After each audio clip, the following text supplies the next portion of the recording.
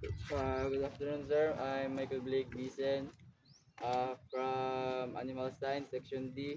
So today we're going to identify the muscle part of the duck, and this is the coronation position of the ducks. But before that, first we need to wear the proper PPE.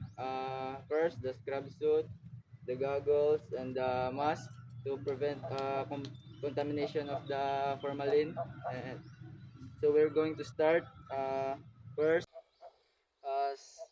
scapularis humerales, scapulo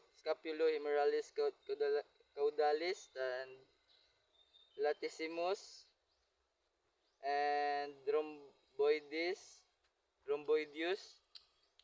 and 4 is propatag propatagialis, and 5 deltoids minor, and next is the deltoids major, and supra supra supracorcoideus, and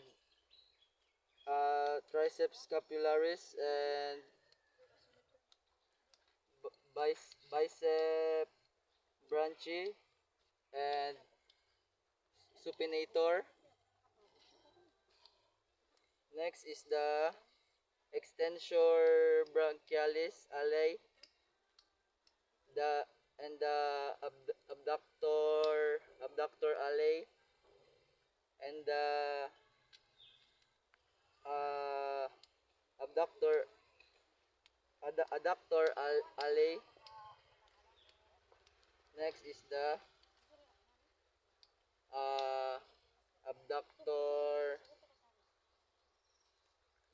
digitorum major, and next is the in interius dorsalis.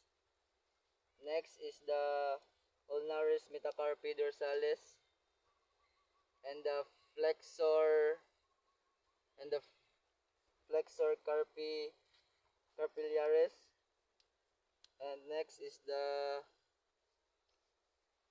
flexor digitorum minor. And that's all. Thank you.